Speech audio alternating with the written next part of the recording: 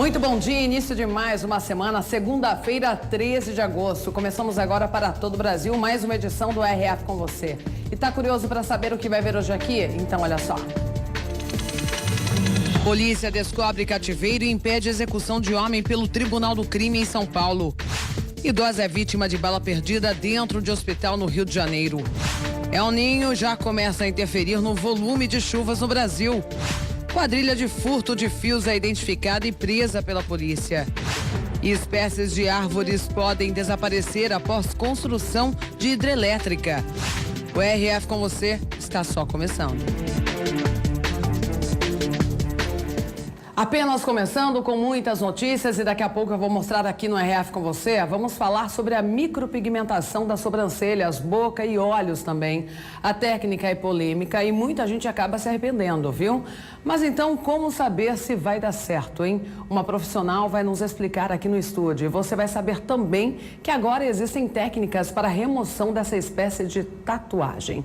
Vamos então para as notícias do dia. A polícia conseguiu evitar a morte de um homem de 29 anos pelo Tribunal do Crime. A suspeita é de que ele pertença a uma facção criminosa. Os criminosos usariam este equipamento para torturar o refém. Leandro, de 29 anos, já tinha dia e hora para morrer. Domingo, 10 horas da noite. Ele foi julgado e condenado pelo Tribunal do Crime de uma das maiores organizações criminosas do Brasil, que atua em uma comunidade de Carapicuíba, na região metropolitana de São Paulo. Leandro foi resgatado de dentro desta casa, onde estava sendo mantido refém. O imóvel está em construção e fica bem no meio da comunidade. A polícia acredita que ele seria executado porque pertence a um grupo criminoso rival. Documentos mostram como funcionam os tribunais do crime. Por meio de interceptações telefônicas autorizadas pela Justiça, a Polícia Civil de São Paulo descobriu que gerentes da organização criminosa participam dos julgamentos por teleconferência via internet. São chamados de conselho julgador ou juízes do crime. Enquanto não sai a sentença, o inimigo é sequestrado e mantido em cárcere privado. A investigação que deu origem à Operação Echelon registrou julgamentos em São Paulo, Ceará, Roraima, Amapá e Mato Grosso. Desta vez, os policiais conseguiram evitar a execução depois de uma denúncia anônima. Os sequestradores fugiram pelos fundos e não houve tiroteio. Leandro já cumpriu pena por tráfico de drogas e negou que fizesse parte de qualquer organização criminosa. O rapaz teve que ser levado para o hospital. Foi liberado depois de receber atendimento médico. Como não havia nenhuma restrição contra ele, Leandro não ficou preso. E mais 2 pessoas foram vítimas de balas perdidas no Rio de Janeiro. E o que chama mais atenção são os locais onde essas pessoas foram atingidas. Dentro de um hospital e também de um trem.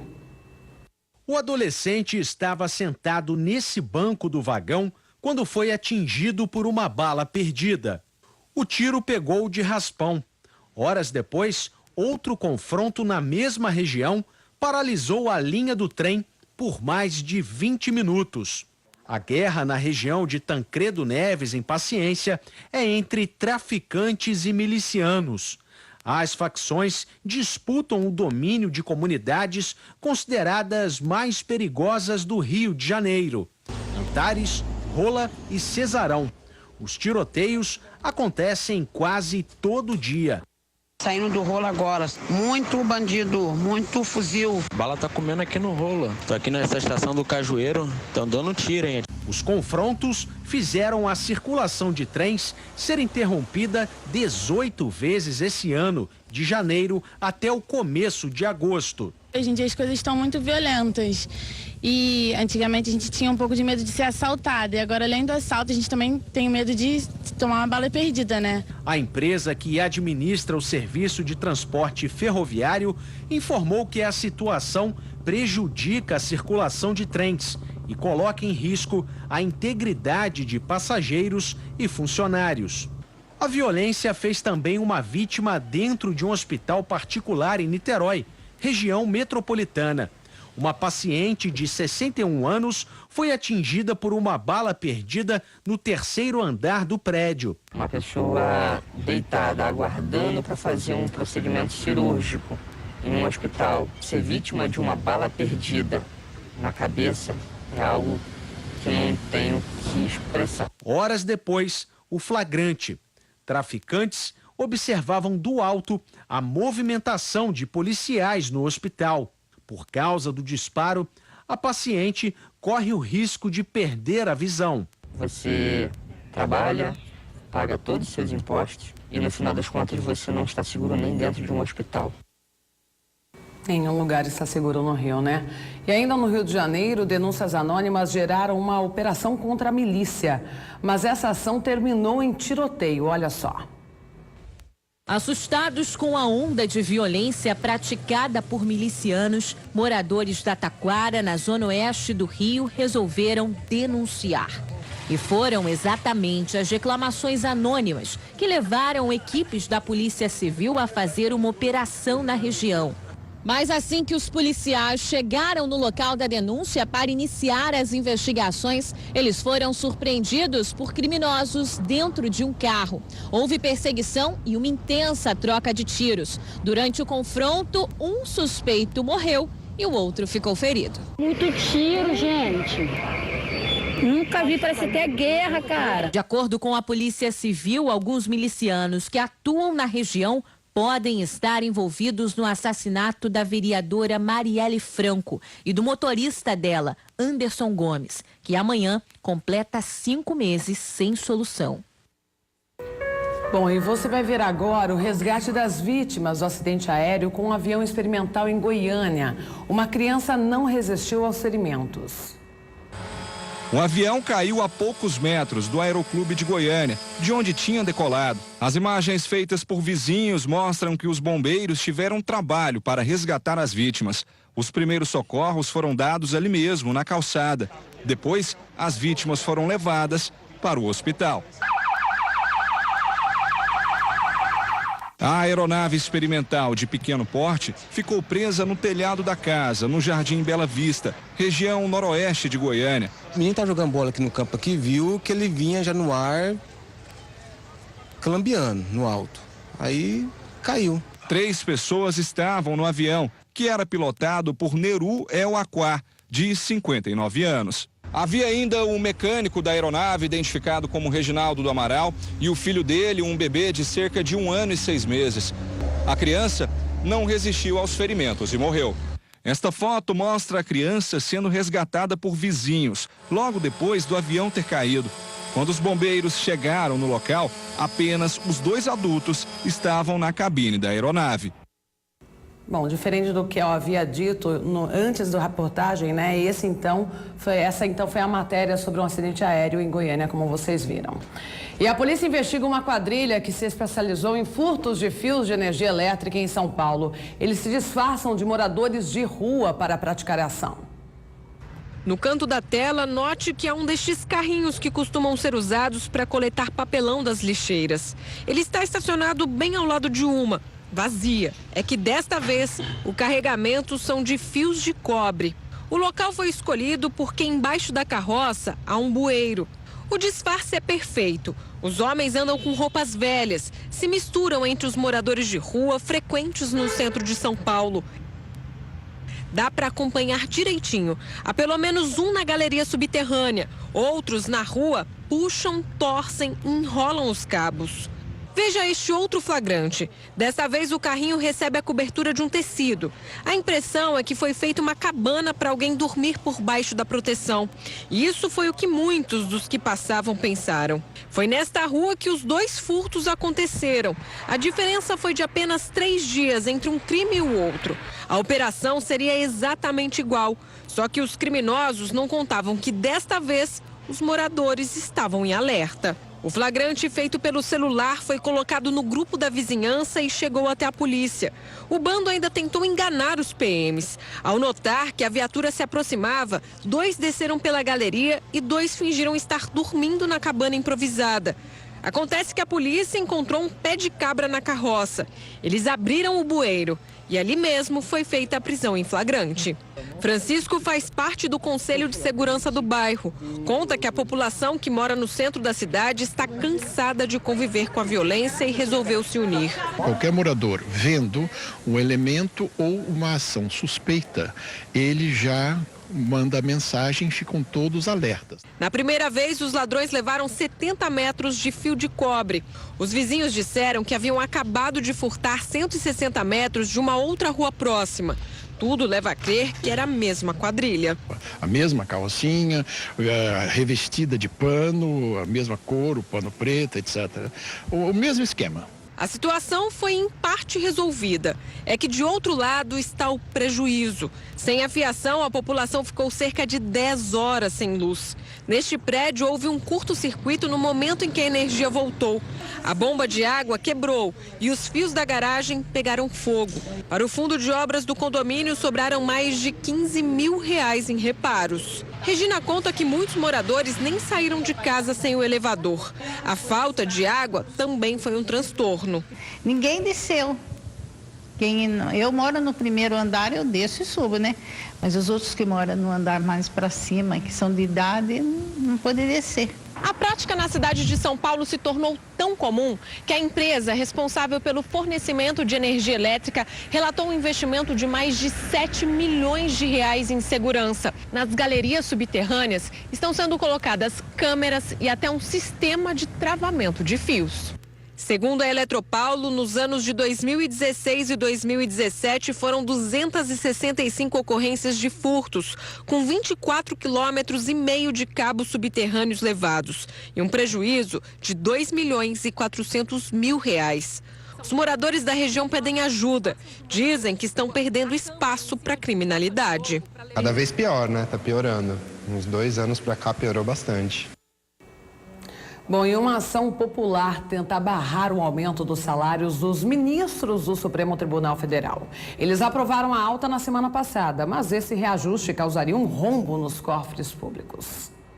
A tentativa é de barrar o impacto de R$4,5 bilhões nas contas da União, valor levantado por um parecer da Comissão de Assuntos Econômicos do Senado.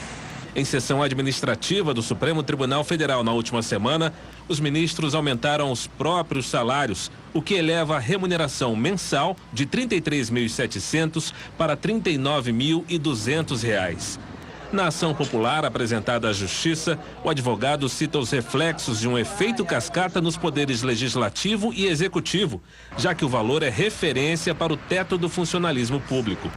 A ação ressalta a importância de uma boa remuneração sem perdas inflacionárias para os integrantes do Judiciário, mas que o reajuste não pode destoar dos índices oficiais e do percentual de reajuste do salário mínimo. A previsão de reajuste do mínimo para o ano que vem é de 4,6%, contra os 16,38% concedidos para os ministros. Na ação, o advogado Carlos Alexandre Clonfaz afirma que o reajuste de R$ 5.500 viola os princípios da razoabilidade e da proporcionalidade e dos objetivos da República em construir uma sociedade mais justa e solidária para reduzir as desigualdades sociais.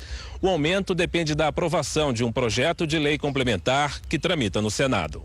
Na carona dos ministros do STF, o Conselho Nacional do Ministério Público também aprovou um reajuste para os procuradores da República, com o mesmo índice de 16%.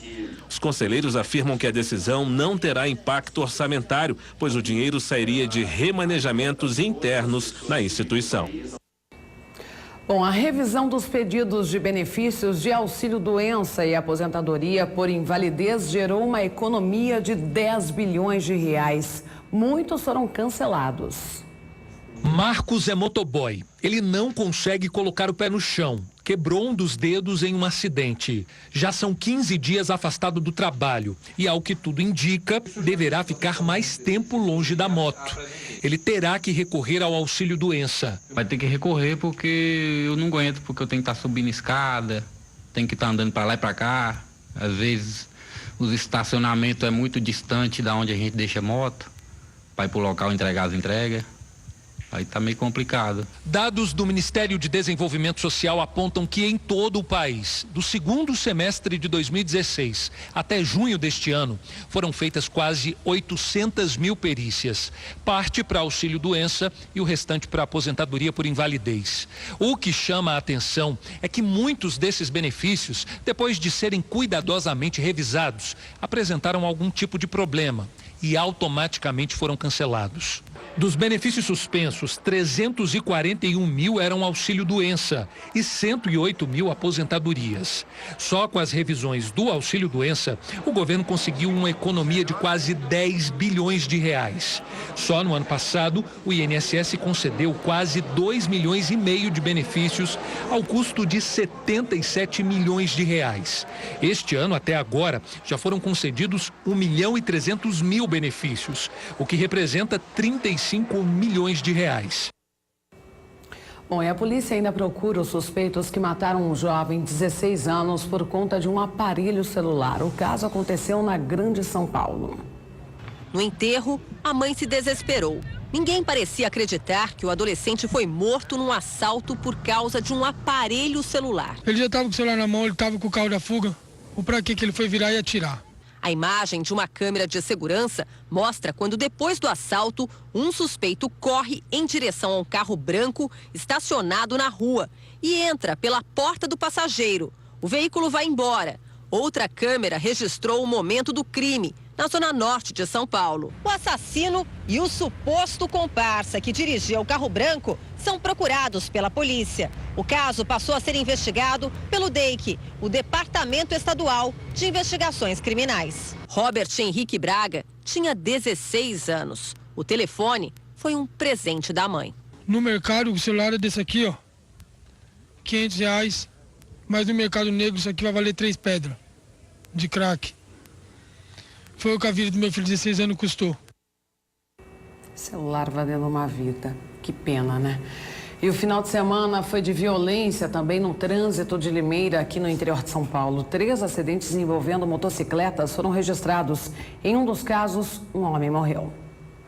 A vítima fatal tinha 21 anos. O acidente aconteceu numa rotatória de Limeira na última sexta-feira. O motociclista perdeu o controle da moto e bateu em um poste. Ele foi socorrido pelo SAMU, mas não resistiu aos ferimentos. Em outro caso, um jovem de 18 anos e uma adolescente de 17 ficaram feridos após uma ultrapassagem irregular com uma motocicleta em um trecho do anel viário.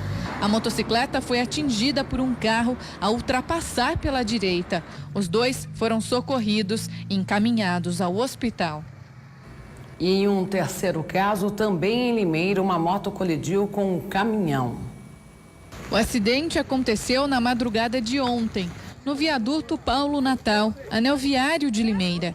O motociclista de 25 anos seguia sentido bairro quando perdeu o controle da moto. A motocicleta desgovernada invadiu a faixa contrária e foi parar embaixo de um caminhão. Por sorte, o motociclista caiu antes da moto se chocar contra o veículo. Ele ficou ferido e precisou ser socorrido pelo SAMU e foi encaminhado para a Santa Casa da cidade. E um motorista morreu após sofrer um ataque cardíaco e falando em clima, os efeitos do El Niño já causaram aí alerta aqui no Brasil, viu? O fenômeno altera a quantidade de chuvas no país. Vamos ver. O sinal vem lá das profundezas do Oceano Pacífico Equatorial. As águas começaram a ficar mais quentes. O fenômeno tem nome e é famoso, El Niño. Esse aquecimento da água do Pacífico Central acaba trazendo chuvas mais frequentes para a região sul, chuvas irregulares para a região central, aumento de temperatura também em grande parte da região central brasileira e aumenta também o risco de seca para o interior do Nordeste. O fenômeno que surge em alto mar vai afetar diretamente o nível desta água aqui. O reservatório da Cantareira é o principal da região metropolitana de São Paulo. Está com o nível de armazenamento abaixo dos 40%. O engenheiro hídrico alerta: este cenário pode ficar parecido com o da seca de 2014 e 2015. Estamos entrando num estado de alerta. A situação é administrável atualmente? É administrável. Qual é o risco que a gente tem? Que quando climaticamente a gente prevê que voltem as chuvas, elas não voltarem. Foi um dos grandes motivos, ou o principal motivo, que nós tivemos a crise hídrica tão acentuada em 2014 e 2015. Que quando se esperava que tivessem chuvas intensas, elas não vieram. As chuvas que ajudam o reservatório são estas, abrangentes, não muito volumosas, mas demoradas. Já as que se formam em período de El Niño são as que conhecemos como as típicas de verão, pancadas fortes, isoladas e rápidas. Desde o começo do ano, choveu 1/3 a menos do que a média esperada, 950 milímetros no Cantareira.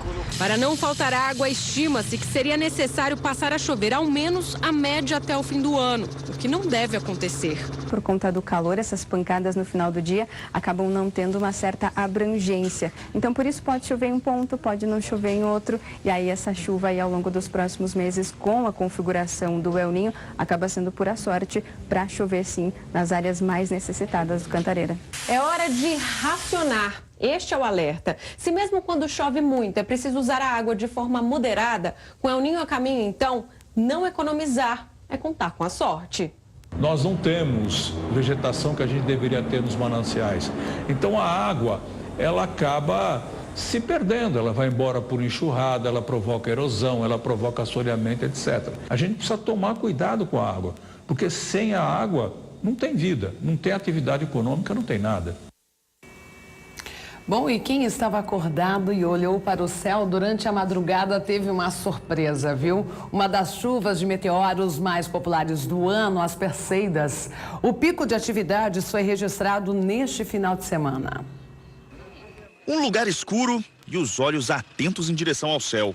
É preciso paciência, mas logo dá para ver um traço brilhante como esse, conhecido como estrela cadente. As chuvas de meteoros são caracterizadas por vários flashes ao mesmo tempo. E a que pôde ser vista com mais intensidade na última madrugada é conhecido pelos estudiosos como Perseidas. O nome é chuva de Perseidas. No caso, o nome Perseidas está associado com a direção e a constelação na qual esse fenômeno vai acontecer. Apesar de aparecer em várias regiões do Brasil, como aqui em São Paulo, o fenômeno fica mais visível no hemisfério norte por causa da localização dessa constelação. A Terra vai atravessar, digamos assim, na órbita que ela realiza, um caminho que um cometa já percorreu. O cometa, quando percorre esse caminho e se aproxima do Sol, ele evapora, digamos assim, aquela camada de gelo que tem em volta, né, da rocha, do núcleo do cometa, e de forma que as partículas e os detritos vão ficando nessa trajetória.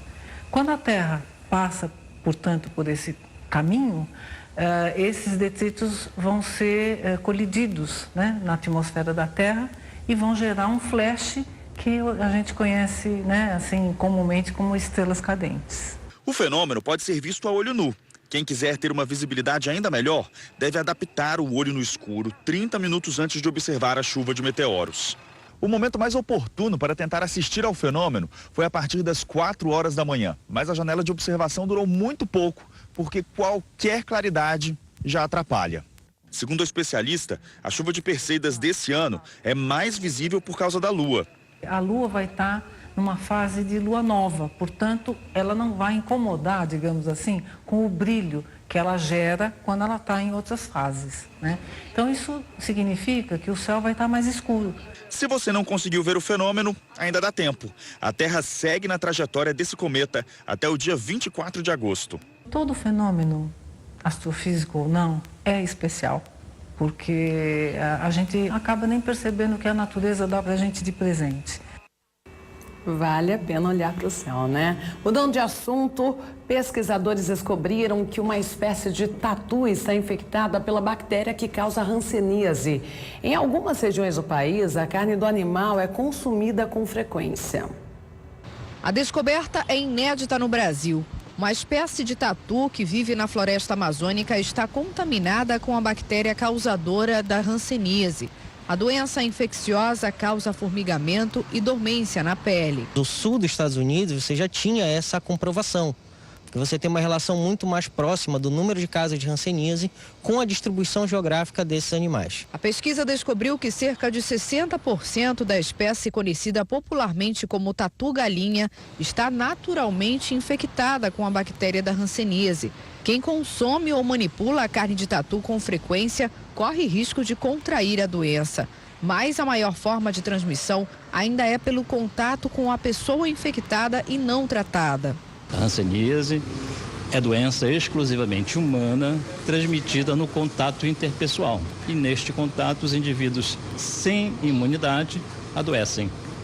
É bom ressaltar que 90% ou mais da população tem imunidade natural, jamais vai adoecer. O Pará é considerado um estado de alto risco para a doença. São 37 casos a cada 10 mil habitantes. O tatu foi o primeiro animal a ser estudado porque é comum o consumo da carne do mamífero pelas comunidades, principalmente do oeste paraense. Os pesquisadores querem descobrir agora se outros animais silvestres também podem ser fontes de contaminação. Feito pela Universidade Federal do Pará e Universidade Federal do Oeste do Pará, em parceria com cientistas estrangeiros, o estudo foi capa de revistas internacionais. O próximo passo é analisar o material genético dos tatus. Fazer o sequenciamento do genoma total da bactéria e da bactéria vinda do animal silvestre, a que está no paciente, para a gente verificar se é a mesma bactéria que está contaminando o tatu e o ser humano. Bom, você vai ver agora uma pesquisa inédita realizada em parques para crianças em Campinas, interior de São Paulo. Em toda a areia analisada foi confirmada a presença de parasitas perigosas para as crianças. Em todas as amostras de areia analisadas neste laboratório, havia micro-organismos que podem fazer mal para a saúde. É o caso de bactérias e fungos. A areia foi tirada de parques infantis em praças públicas e creches de Campinas e outras 4 cidades vizinhas no interior de São Paulo. Esses micro-organismos, eles já estão ali no solo. Então, às vezes, as pessoas levam animais, né, para brincar ali na praça, os animais acabam fazendo suas necessidades ali. Às vezes, a criança come também ali na praça. Então, esses alimentos acabam ficando na areia e isso chama ainda mais outros animais, como pombas, e assim acaba aumentando o nível de contaminação. Em 5 das 18 amostras, a quantidade de coliformes fecais chegou a 16 mil por grama de areia. E a presença de fungos superou esse número. Variou de 24 mil a 510 mil micro-organismos por grama. Imaginava, mas não que seria tão grande. Achei que seria menos. Estas 2 estudantes de biomedicina foram responsáveis pela análise. Elas diluíram cada amostra de areia em água. Depois colocaram neste agitador. E, por fim, num meio de cultura próprio para permitir o crescimento dos micro-organismos e chegar aos números finais. Outro exame foi aplicado para descobrir se também havia parasitas na areia. Em 3 amostras, o teste deu positivo. O fato de ter o parasita na areia quer dizer que algum animal, alguém defecou nessa areia, algum processo, alguém defecou, tem material fecal nessa areia, provavelmente de animais. Alexandre é especialista em parasitas e diz que encontrou na areia ameba e giardia, 2 tipos de protozoários que podem causar problemas sérios de saúde. São espécies diferentes, são sintomas diferentes. A giardia, você vai ter síndrome de má absorção, você vai ter cólica, vai ter diarreia. Na ameba você também tem esses sintomas, mas porém é um pouco mais grave. O perigo é ainda maior no caso dos fungos e das bactérias encontradas em grandes quantidades, como nas amostras. Esses micro-organismos causam problemas que vão desde gastrointestinais, como diarreia, vômitos, febre, mas também pode ocasionar problemas como conjuntivite, otites, dores de garganta. Esses micro-organismos também ocasionam infecções urinárias, né, como a Cândida e a Escherichia coli, que são os micro-organismos que foram encontrados, ou até mesmo as micoses de pele. A descoberta feita aqui no laboratório serve de alerta para os pais que deixam os filhos brincar em áreas de recreação com areia. Embora as amostras das praças públicas tenham apresentado níveis de contaminação maior que das creches, nos 2 casos é preciso certos cuidados para impedir consequências mais sérias para a saúde das crianças. Elas são consideradas grupo de risco, porque ainda estão com o sistema imunológico em formação. A microbiologista alerta: o papel dos responsáveis é fundamental para proteger as crianças de uma doença, depois de brincar numa areia que pode estar contaminada. Bom, a mãe tem que fazer o quê? Uma limpeza, assim, como passar um pente fino mesmo na criança, para evitar esses problemas, principalmente nas mãos, porque fica embaixo da unha da criança e ela às vezes acaba levando as mãos, né, os dedinhos na boca, às vezes coça os olhinhos, até mesmo os ouvidos, então isso acaba favorecendo a contaminação. O ideal seria que a areia fosse tratada antes de ser colocada na área de recreação infantil e trocada de tempos em tempos. Sinal de alerta para os pais, né? E algumas espécies de árvores podem desaparecer após a construção de uma hidrelétrica. É que elas precisam ficar embaixo da água mais tempo do que suportam. Esta paisagem é mais do que apenas um conjunto de belezas naturais. Raimunda mora sobre as águas do Rio Negro há quase 30 anos. É daqui que ela e outros ribeirinhos tiram o sustento. Mas esse estilo de vida está ameaçado. Isso aqui tinha bastante árvores grossas, né? Quando você pensa que não, aquela árvore bonita, já ela parece seca. A bacia amazônica tem cerca de 300 mil quilômetros quadrados de igapós de água preta. São essas áreas que na época da cheia ficam inundadas e na seca com a vegetação apenas parcialmente coberta. O problema é que nos últimos anos o tempo que essas plantas passam debaixo d'água aumentou. E agora algumas espécies podem desaparecer. Um dos principais fatores é o funcionamento desta hidrelétrica na cidade de Balbina, a 920 quilômetros de Manaus. A usina foi construída na década de 1980. Em poucos meses, as árvores da terra firme morreram com o excesso de água. Hoje, mais de 30 anos depois, cerca de 12% do igapó, perto de Balbina, já foram destruídos. Este cientista florestal analisou troncos de árvores com mais de 2 séculos, mortas depois de ficarem submersas. As inundações que normalmente duram nessas topografias 8 a 10 meses por ano na média, né? Mas de repente ficam 10 anos inundados. Então isso ultrapassa as capacidades de adaptação, resultando em mortalidade em grande escala. As espécies foram afetadas também por mudanças naturais. Nos últimos 100 anos, as enchentes e vazantes dos rios amazônicos ficaram cada vez mais extremas em um curto período de tempo. A Terra passa por variações, a gente sabe que é variação de temperatura, de concentração de CO2, tem vários efeitos combinados que estão acontecendo, mas o que leva a esses efeitos e o que leva, no final das contas, a ter eventos mais extremos, a gente não sabe com certeza ainda. Apesar de não ser possível reverter o comportamento dos rios, especialistas dizem que ainda tem como salvar os igapós da extinção. Aqui as árvores ficam cada ano durante uns meses fora da água para que eles podem novamente armazenar energias que eles usam durante a inundação para manter o metabolismo funcionando. Mas se nada for feito... Um lugar sem árvore para proteger os peixes, para a gente ter aqui, ó, esse ar puro que a gente está tendo aqui. Olha, fica de olho aqui no RF com você. Daqui a pouco vamos falar sobre micropigmentação das sobrancelhas. Bom, tem na boca também, nos olhos, né? A maquiagem definitiva. Então esse será o assunto depois do intervalo. Tem alguma dúvida? Tá pretendendo fazer? Tem algum receio aí? Quer perguntar para a profissional que estará aqui ao vivo? Então, pode mandar sua pergunta para o nosso WhatsApp, 1997102-4854. Pode mandar também a sua selfie do dia. Já estão chegando algumas aqui. Daqui a pouco eu mostro também. Não esquece do seu nome, a cidade. Tem que ser assistindo o RF de 13 de agosto, na verdade, né? Vamos então para a matéria, a reportagem do dia. Vamos falar sobre micropigmentação. Às vezes não dá certo, né, gente? E quando não dá certo, será que tem como remover? Vamos ver agora. Hoje dá pra ter a sobrancelha dos sonhos. Pode engrossar, afinar, pintar, desenhar de acordo com o gosto da cliente. Eu prefiro arqueada, mais marcada. Ou o gosto do cliente. Por que não? Afinal, os homens também podem cuidar das sobrancelhas. Olha só o Cristiano Ronaldo e o Casimiro da seleção. Se eu tivesse tempo, com certeza eu faria. Você faz a sobrancelha? Faço. Mas certinho, né? Para não ficar muito bagunçado. Entre elas, as opiniões sobre eles se dividem. Eu acho bonito homem fazer sobrancelha também. Eu não tenho nada contra, mas eu não acho que fica bonito, não. O homem tem que ser uma linha, né? Ele não vai pegar e vai fazer uma arqueada nem nada. E eles? Será que estranham a moda de sobrancelhas mais grossas delas?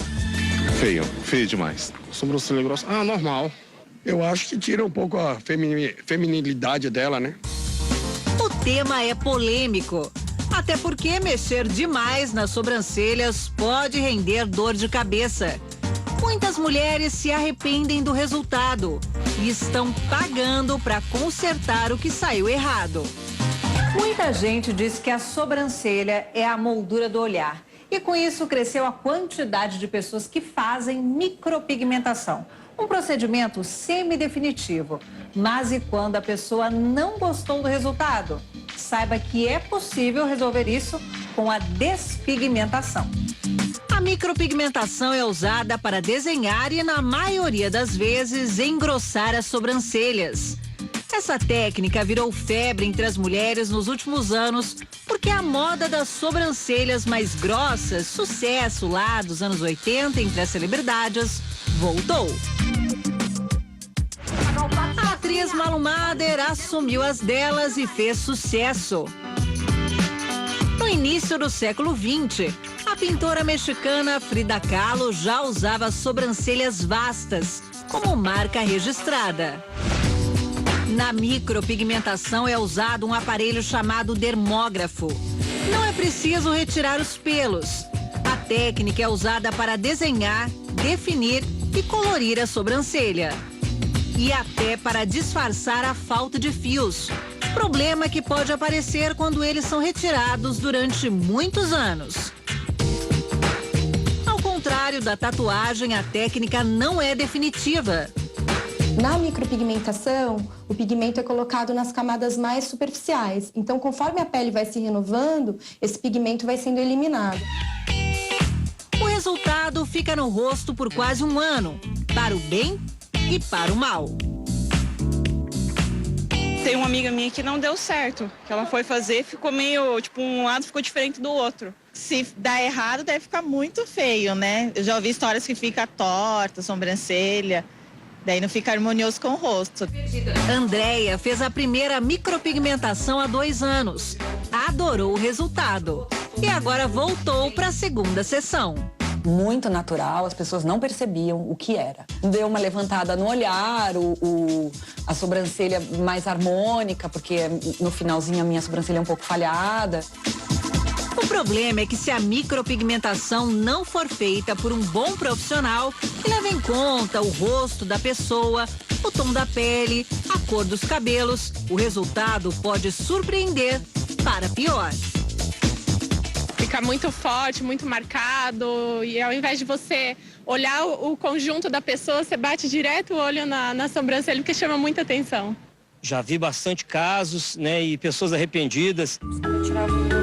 Raquel viveu uma experiência traumática. Em outubro passado, ela experimentou a micropigmentação.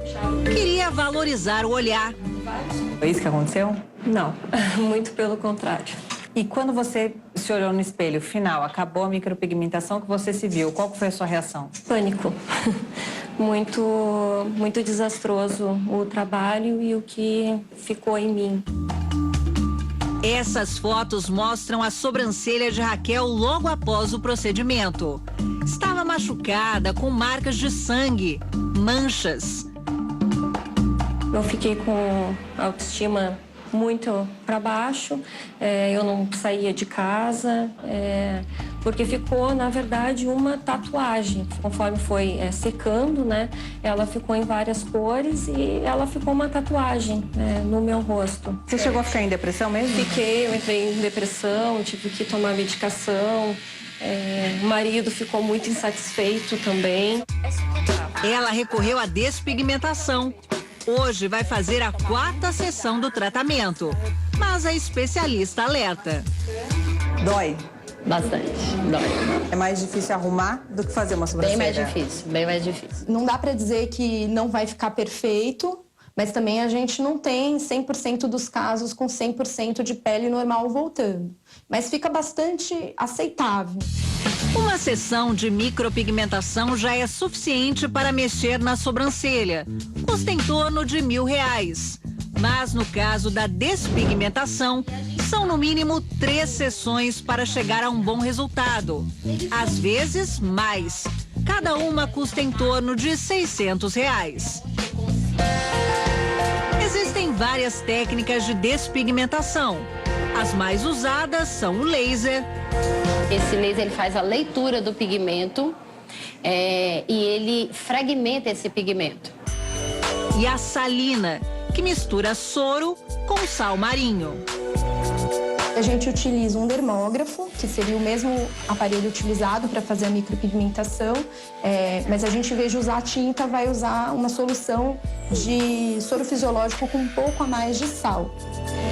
É esta técnica que a Raquel está fazendo hoje. A especialista faz uma espécie de raspagem da pele, com as agulhas que ficam na ponta do aparelho. Vulgarmente, você está machucando a pele dela para que a solução penetre. Penetre, isso. A sobrancelha chega a sangrar. Aí se aplica o soro com sal sobre ela por 10 minutos. Tá ardendo, Raquel? Não. Ele tem um poder bactericida, o sódio dele ajuda a puxar, né, esse pigmento. Depois o produto é removido. A área fica bem vermelha e inchada. O tratamento ainda não acabou, mas a sessão já clareou um pouco mais a sobrancelha. Você já está muito mais feliz. Estou muito mais feliz. Mais aliviada, aliviada. né? Mas e quem não pode ou não quer fazer esses procedimentos? Caso da Natália. Pode ser que dê errado e, infelizmente, já era. Da Ana. Eu tenho medo de ficar brava, de ficar feio, de ficar todo mundo olhar e falar, nossa, o que você fez? E da Bruna. Eu prefiro não me arriscar. No caso delas, a maquiagem bem feita pode ser a solução. A maquiadora Monique Couto dá as dicas. Ela preenche a sobrancelha acompanhando o formato, cobre as pequenas falhas, aumenta um pouco o tamanho. Um toque aqui, outro ali e pronto. Com a Ana Cristina, que tem pele e cabelos claros, o difícil é achar o tom da cor da sobrancelha. Então eu vou pentear a sobrancelha dela pra cima, o começo, subindo e vai descendo, acompanhando o crescimento do pelo. Esse gel que eu escolhi, ele clareia de levinho a sobrancelha, tá vendo? Quase não dá pra perceber, mas isso já vai fazer uma grande diferença no olhar. Pra quem tem pele clara e cabelo escuro, o ideal é sobrancelha um pouco mais marcada, sem ser artificial. Pra isso, ela vai usar um lápis. Olha só o truque na hora de preencher. Deixa regular mesmo, fica bem natural. Ou seja, eu não pintei a sobrancelha inteira, apenas alguns pedaços. E ainda falando sobre beleza aqui no estúdio, recebo aqui a Taliane Steiner, ela que é micropigmentadora. Há um bom tempo já, né? Seja muito bem-vinda. Obrigada, Marielle. Um prazer estar aqui com você. Prazer nosso. Linda você, viu? Obrigada. Taliane, me diga uma coisa. Você, no seu consultório, você faz a micropigmentação e a despigmentação, né? Como que tá aí a procura? Na verdade, assim, eu ainda tenho mais procura pela micropigmentação, bastante gente procurando, mas assim, cada vez mais pessoas procurando a despigmentação, a correção de trabalhos antigos que não ficaram muito legais. Ou seja, cada vez aumenta mais o número de micropigmentação que não dá certo. Devido ao quê? É uma área que está muito em alta, a questão da micropigmentação, né? Todo mundo está fazendo. Então, as pessoas vão fazendo os cursos, vão querendo, né, vão vendo o lado financeiro da questão da micropigmentação, porque ela dá bastante retorno. E aí, sem muito estudo, sem muita especialização, acabam, né, causando esses desastres no rosto das pessoas. E aí, por consequência, a gente precisa investir na despigmentação para poder oferecer, né, para poder devolver a autoestima dessas pessoas que às vezes foi destruída por um profissional que não tinha experiência, não tinha habilitação para fazer o procedimento de micropigmentação. Ou seja, olha só como é o mercado, gente. Antes a micropigmentação era muito procurado aí por profissionais para se ganhar até dinheiro, né? Ainda é, né? Só que agora na contramão vem a despigmentação para retirar esses desastres, como você bem disse. Inclusive, produção, coloca Coloca 2 fotos apenas de desastres aí que nós encontramos, Taliane. Dá uma olhadinha só. Nossa, aí a gente vê um design bem errado, na verdade, né? A gente pode ver a diferença, o espaçamento entre as sobrancelhas, para começar, então já está com o desenho errado. Esse tipo de desenho, ele acaba deixando o rosto largo, acaba largando o nariz também. Então, assim, com certeza ela ficou muito insatisfeita. E me parece que tem alguns fios ali também. Então foi uma tentativa de fazer um fio a fio. Então a pessoa usou uma técnica que não ficou legal, usou a cor errada, usou o design errado, enfim, tá tudo errado nessa micropigmentação. Um desastre. Imagina só, você sai do consultório, olha no espelho e vê isso. Daí tem que procurar a Taliane para despigmentar, né? Olha outro desastre. Essa sobrancelha tá engraçado porque eu sei quem foi que corrigiu ela depois.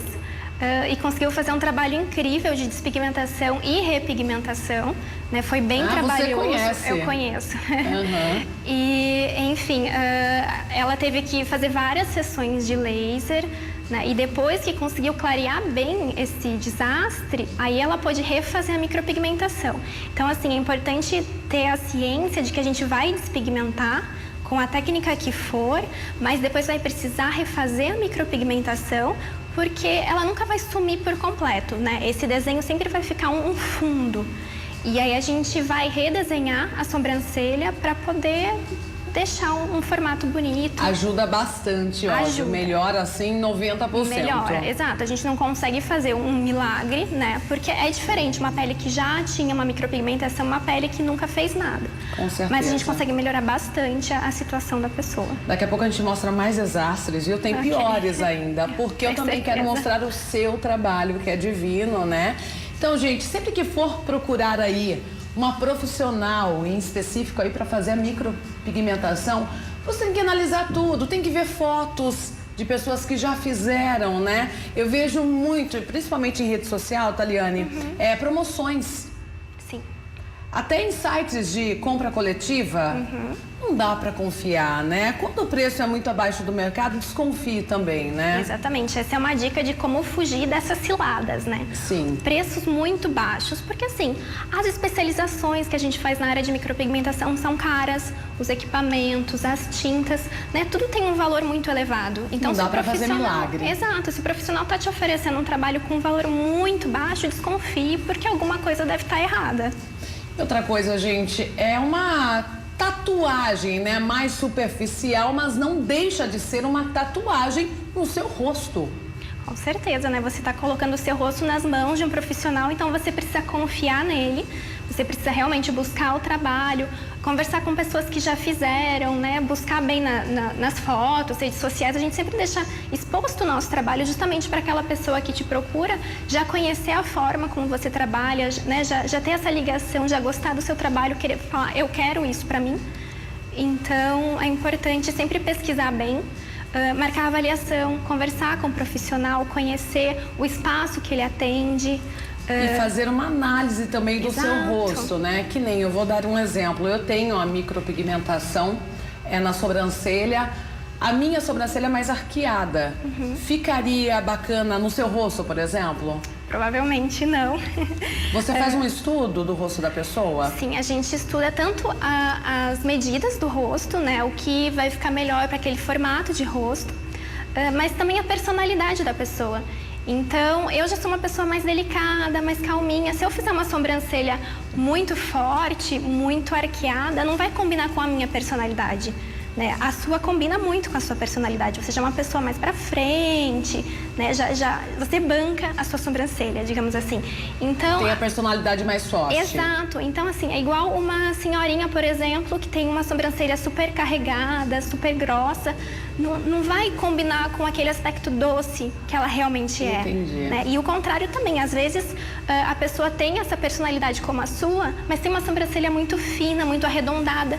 E isso dá um aspecto de delicadeza, de fragilidade, que não é o que você gostaria de demonstrar. Então, a gente tenta encontrar o equilíbrio entre o que a pessoa é e aquilo que ela está expressando para o mundo. Entendi. Porque, olha, pelas ruas eu acabo cruzando com cada sobrancelha grossa, que de repente a pessoa acha que tá lindo, mas Não tá legal, fica muito marcado, né? Não é aquele fio a fio, delicado, esfumado, né? Você usa essa técnica, né? Esfumada? Isso. Fala. A gente consegue... Esfumada, exato. A gente consegue corrigir o formato da sobrancelha, preencher as falhas, deixar ela com um pouquinho mais de destaque, mas não precisa ficar aquela coisa carregada, como se tivesse passado um carvão na sobrancelha. Então a gente consegue deixar as bordas mais suaves, fazer um trabalho delicado para ficar com cara de sobrancelha. Bacana. Então vamos ver alguns trabalhos e você vai explicando as técnicas pra gente. Pode soltar. Olha aí, já está na tela, pode olhar ali também se quiser, viu? Olha que linda. Bom, aí a gente tem um sombreamento, né? Essa foto é legal. Muito natural. Exato, porque ela é clarinha também, né? Ela é loira, então assim, as loiras têm muito medo de fazer a micropigmentação. Na foto do antes, a gente vê essa questão da fragilidade da sobrancelha arredondada, ela ficava com mais cara de menina. Sim.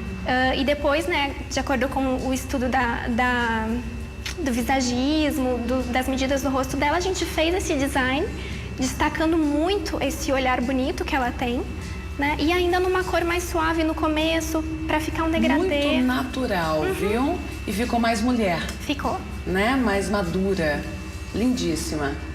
Vamos lá, o próximo trabalho. Aí a gente tem um fio a fio, onde foram corrigidas as falhas que ela tinha na sobrancelha, o começo, que também era muito afastado. Então a gente consegue também afinar um pouquinho o nariz. Nada exagerado, né? Exato. Muito natural mesmo. Eu gosto de trabalhar dessa forma, Mari, assim, aos poucos. Então a gente faz a primeira vez, faz um pouquinho, às vezes usa até uma cor um pouquinho mais clara para não acontecer de escurecer no processo de cicatrização. E depois no retoque a gente pode escurecer, pode colocar mais fios ou engrossar um pouquinho no caso do sombreamento. A gente fica com essa liberdade de mexer um pouquinho na sobrancelha, né? Você já não fica presa num formato ou numa cor. Mas você sempre impõe o limite ali. De repente ela chega falando à cliente, eu quero mais grossa. Você respeita o que você sabe, o seu conhecimento, sempre. A gente vai aos poucos tentando delicado, explicar. Né? É bem difícil, na verdade, porque assim, primeiro que essa pessoa vem com a imagem, eu quero uma sobrancelha grossa. Geralmente eu acredito que vai com uma foto até. Eu quero essa sobrancelha. Sim, a Juliana Paz aparece bastante. E, enfim, não é uma sobrancelha que combina com todo mundo, né? Então, o que eu faço? Eu desenho com lápis antes a sobrancelha ideal para aquela pessoa. Legal. E aí, quando ela olha no espelho, ela vê que realmente aquilo fica muito mais bonito do que ela tinha, né, imaginado anteriormente. E ela acaba aceitando fazer o que eu sugiro. Você sugere. Exato. A gente sempre tenta chegar no meio termo, claro. Porque às vezes a cliente realmente sonha com aquilo e aí a gente também não vai deixar de fazer 100% à vontade dela. A gente chega no equilíbrio. Com certeza. Daqui a pouco temos mais fotos, né? Mas temos uma pergunta aqui de um homem. Que cada vez mais os homens também procuram fazer sobrancelhas. E você acha que é melhor grossa ou mais fina? A sobrancelha masculina? Na verdade, eles desenham muito, né? Eu, na minha opinião... Tem alguns homens que exageram, né? Deixam muito certinho, assim como se fosse de mulher mesmo. Eu, Marielle, não gosto. Então, eu sempre falo, fazer o design da sobrancelha masculina é um desafio maior do que de mulher. Por quê? A ideia é você fazer sem parecer que fez. Então, eu gosto de manter ela mais grossa, deixar um desenho mais natural, mas aí também vai muito do gosto do homem. Tem homem que gosta de sobrancelha mais desenhada, sobrancelha mais fina, né? Vai muito da personalidade, muito do desejo de cada um. Então, a gente também conversa, o diálogo é muito importante, né? Entre profissional e cliente, porque às vezes o que eu acredito ser uma sobrancelha grossa, ele acha que não é. Então, né, precisa ter essa conversa para a gente poder visualizar melhor o que vai acontecer ali. Com certeza. Taliane, tem gente aqui parabenizando o seu trabalho, viu? Um Wellington lá de Paraibuna, interior de São Paulo. Muito obrigada. Bom, já que você está parabenizando, vamos ver mais modelos aí feitos por Taliane. Antes e depois. Aqui a gente tem uma mistura de fio a fio com sombreado. Bem parecido com a minha, não é? O formato, né? É verdade. E ela tinha a sobrancelha um pouco ralinha, e aí a gente conseguiu preencher bem, deixar ela mais cheinha. Né? E destacar também o olhar, deixar ele de acordo com a nossa cliente linda. Ficou bem bonito. E tirou bastante falha, né? Sim. Lá em cima, olha, ela já tinha um desenho bem bonito, né? Apenas reforçou mesmo, tirando algumas falhas. Exatamente, foi um preenchimento de falhas. Lindíssimo. Temos mais fotos? Ah, Tati, que sempre está aqui conosco, dando dicas de moda. Então, eu trouxe a foto da Tati justamente porque ela tem uma sobrancelha grossa, mas com algumas falhinhas. Então, ela perdia bastante tempo. A mesma coisa da anterior, bem desenhada lá o antes, né? E ela perdia bastante tempo, às vezes, corrigindo essas falhinhas com sombra. Então, a gente fez um sombreado. A gente afinou um pouquinho a sobrancelha, mas como ela escureceu, ficou bem equilibrado essa sobrancelha dela. E a gente conseguiu destacar também o olhar, deixar ele de acordo com a personalidade da Tati. Personalidade marcante, por sinal, né? Exatamente. Lindíssima. Mais fotos? Bom, daqui a pouco a gente vai mostrar as fotos dos erros, viu, Taliane? Você vai comentar aqui dos desastres. Tem uma boca, um olho que a tinta escorreu. Eu imagino depois para retirar. Falando em retirar, em despigmentação, já falamos aqui, né? A procura pela micropigmentação é grande. Só que está aumentando também, gente, o trabalho de retirada do trabalho que é mal feito, justamente porque cada dia mais tem profissionais aí, né, que não se especializam tanto e saem fazendo a micropigmentação em quem se sujeita, na verdade, né? Lembrando que, gente, é tipo uma tatuagem. Qual a diferença da tatuagem e da micro? Principalmente a profundidade. Então, a tatuagem, ela fica mais fundo na pele e a micropigmentação fica um pouquinho mais superficial. Então, essa camada da pele ainda vai se renovando e a micropigmentação vai saindo, né? As tintas são diferentes também, o equipamento que a gente usa também, como a tatuagem precisa ir mais fundo, a máquina de tatuagem ela é mais potente, né? O dermógrafo que a gente usa é um pouquinho mais delicado, então não vai ser tão agressivo para a pele também.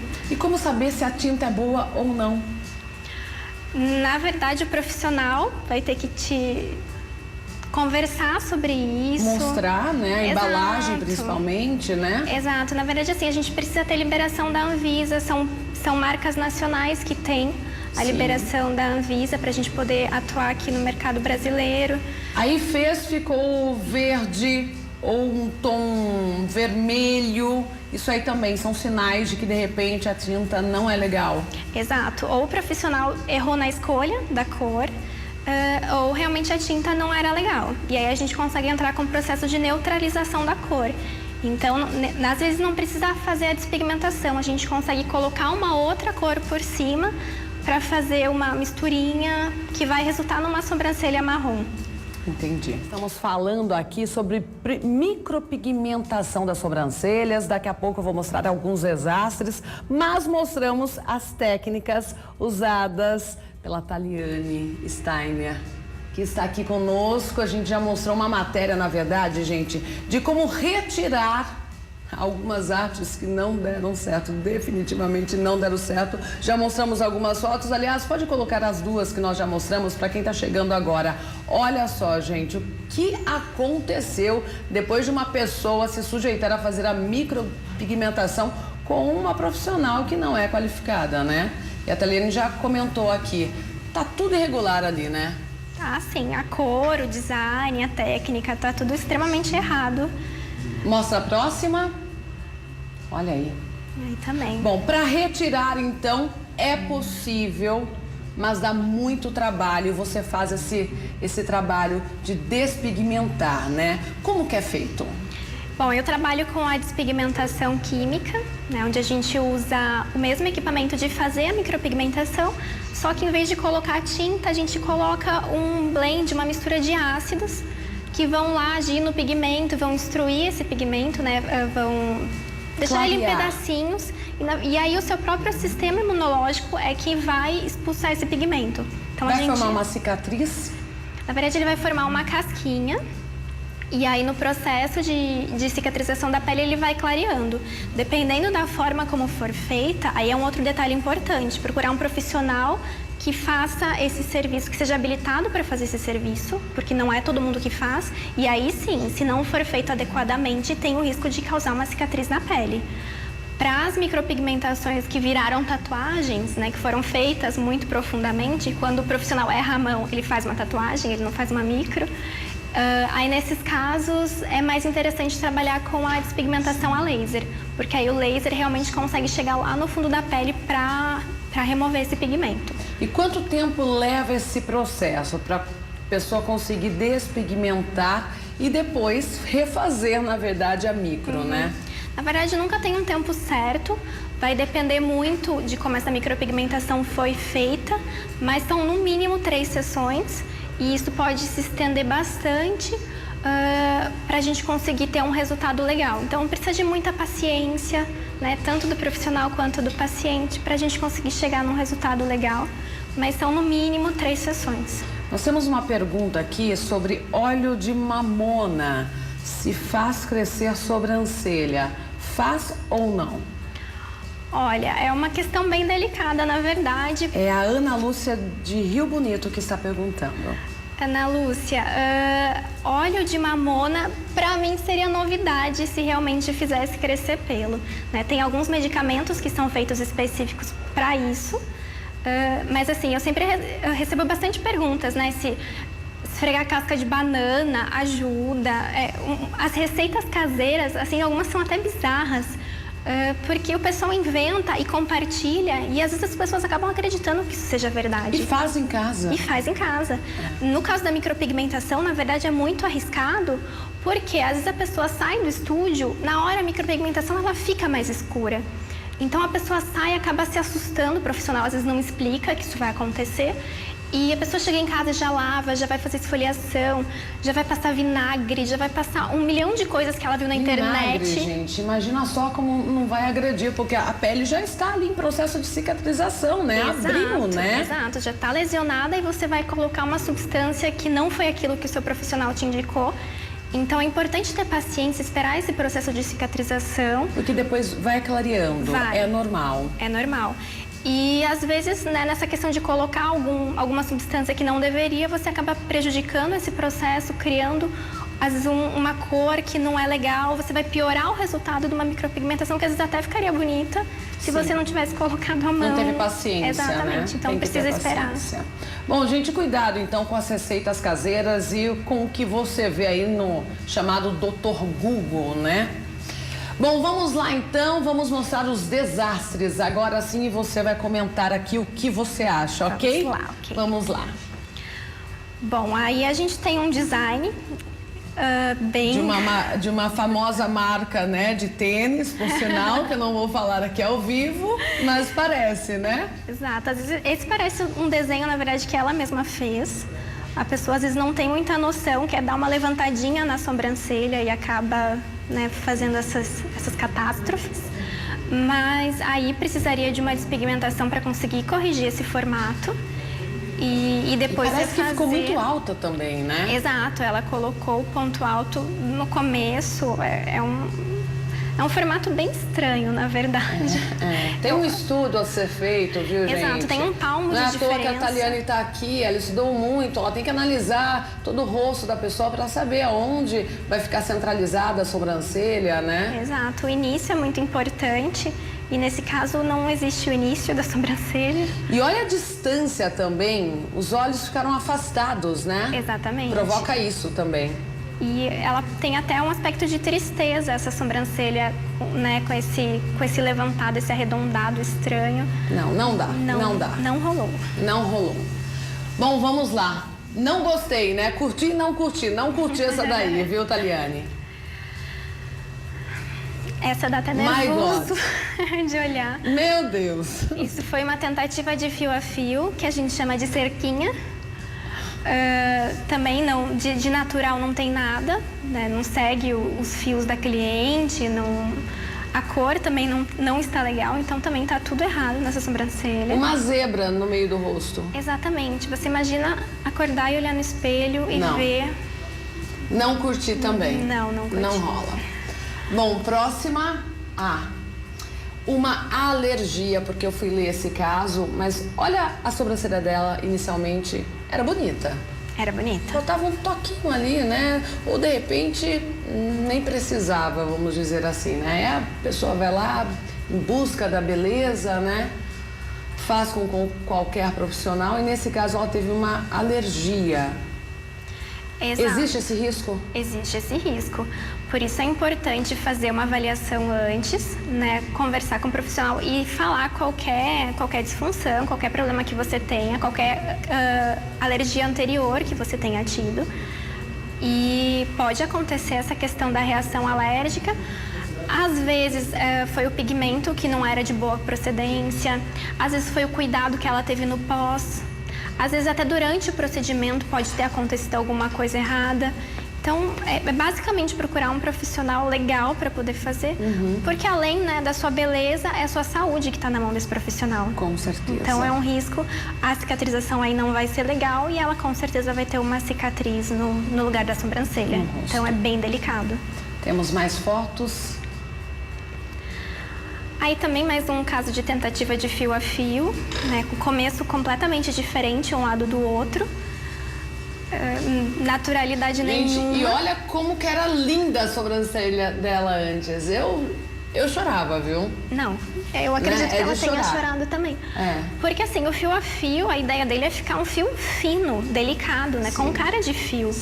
E aí ela tem risquinhos na sobrancelha, então parece que ela pegou um lápis e tentou desenhar um fio. Nada natural. Às vezes nas peles oleosas acontece essa questão da expansão do fio, né? A gente quer desenhar um fio fininho, mas pela produção de oleosidade normal da pele, esse fio acaba expandindo.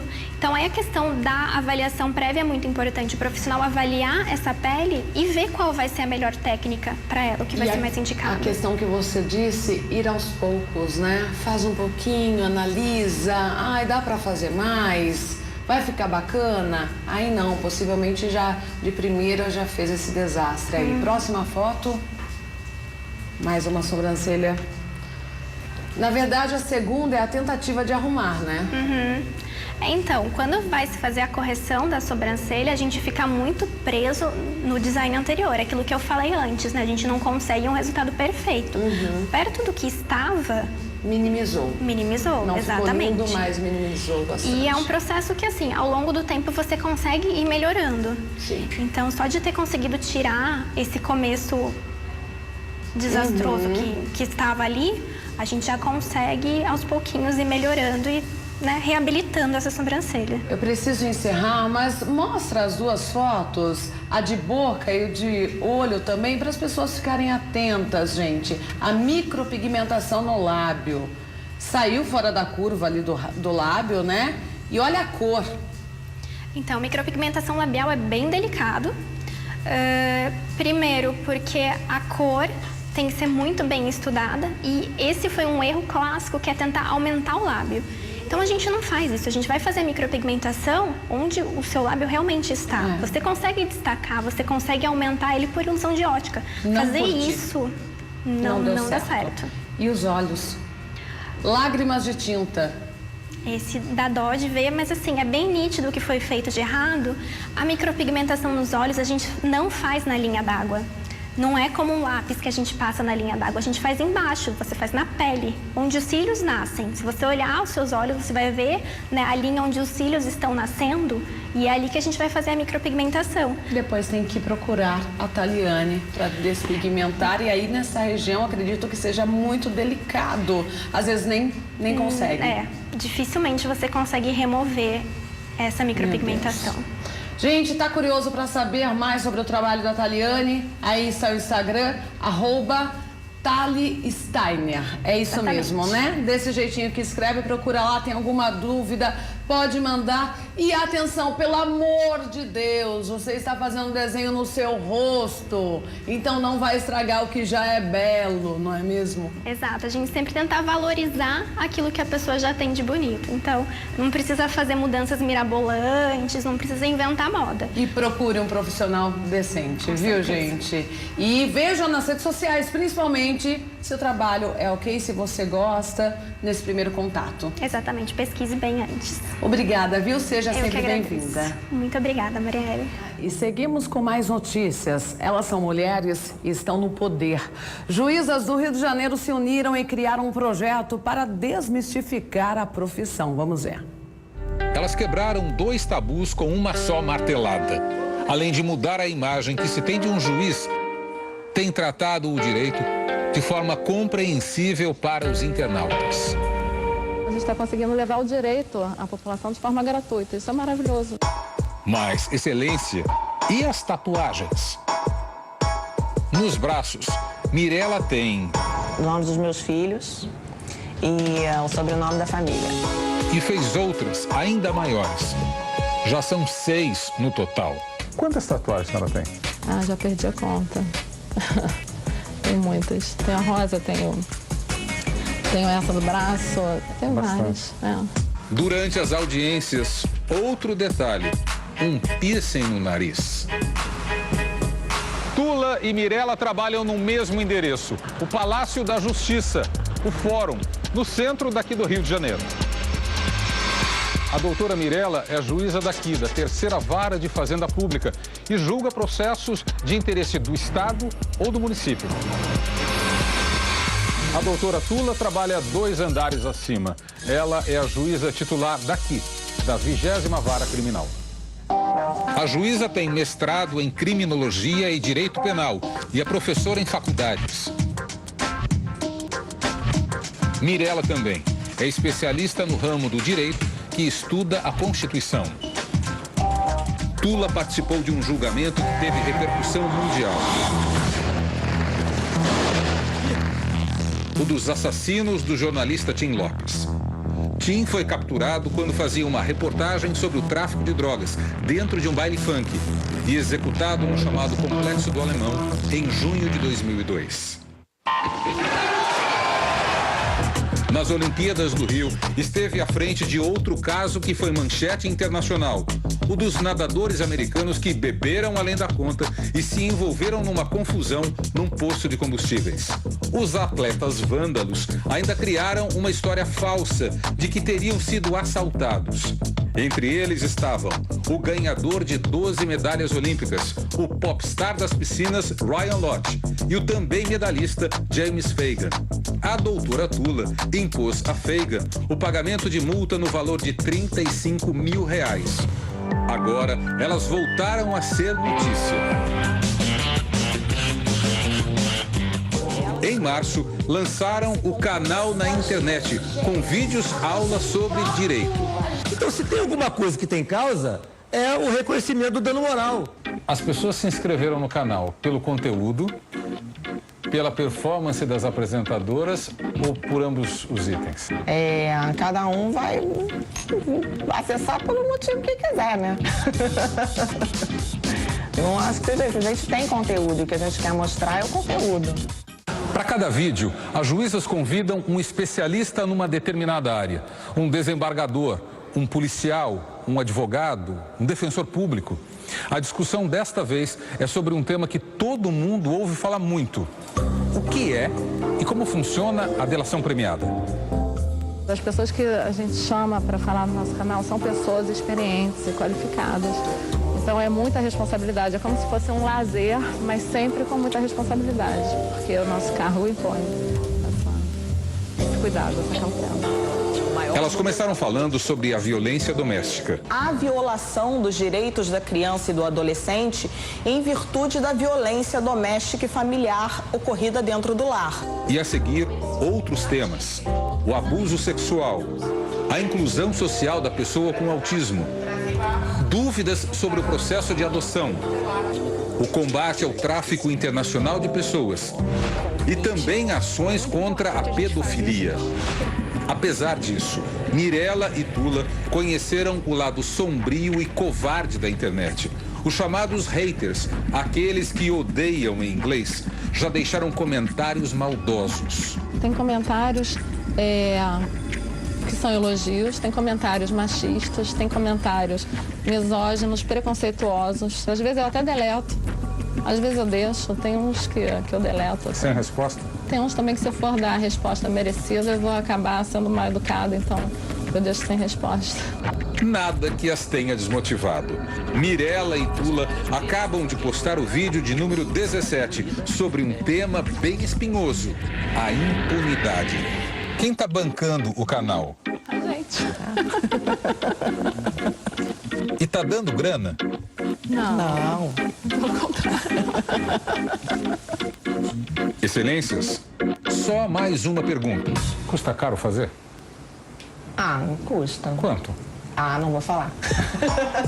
Me dá um prazer tão grande que eu acho que vale a pena. Mulheres poderosas, né? Bom, você que mandou sua selfie, fique ligadinho no programa de amanhã. Deu por hoje, não dá tempo de mostrar, mas amanhã inicio mostrando o seu rostinho aqui para todo o Brasil. Fiquem com Deus e até amanhã, se Deus quiser.